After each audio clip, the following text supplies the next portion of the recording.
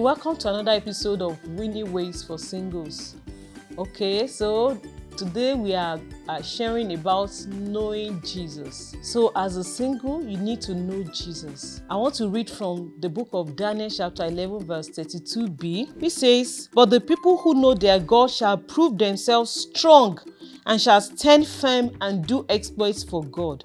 So if you know who God is telling you that you'll be strong and you stand firm and do exploits for God. What do you mean by knowing God? I remember a story of what happened in Nigeria a few years ago. A popular network provider always give us opportunity to call our loved ones between the hours of 12 and 5 a.m.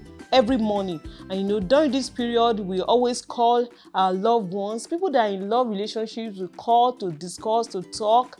And people that have several things to discuss with others always use that period, to share their minds.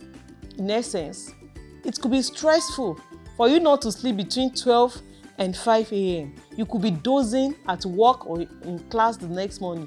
But the main factor here is that because you love someone, you want to study, you want to talk with the person, and indirectly you are knowing the person. People that are in love relationship use that opportunity to know who they will soon be getting married to. So in essence, to know God, you have to stay with Him. You have to create a constant period to stay with Him. You want to know God, you have to create time of devotion. It could be 30 minutes to start with, 40 minutes, 1 hour and beyond. What are you going to be doing? You have to study His word. Because if you don't study His word, you can't know Him. You can't know His acts. For the Israelites, they only see the acts of God. But for Moses, he knows the ways, all because he is so close to God. So you need to stay with God, to be close to Him and know Him. You can be firm and do exploits for God.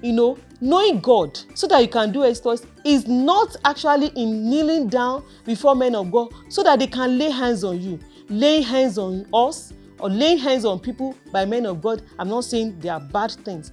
But for you to actually know God, you have to stay close to Him so that He can give you the power that you needed. He said, if you stay with God, you know God, and you prove yourself strong, and you stand firm and do exploit for God.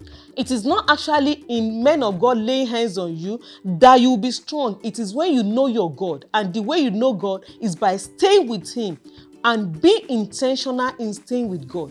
So I implore you today that you need to build intimacy with God. This is by fellowshipping with Him.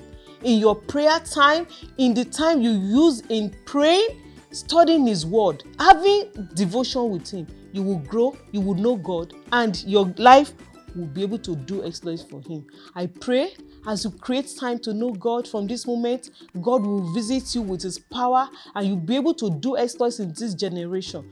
Things are going.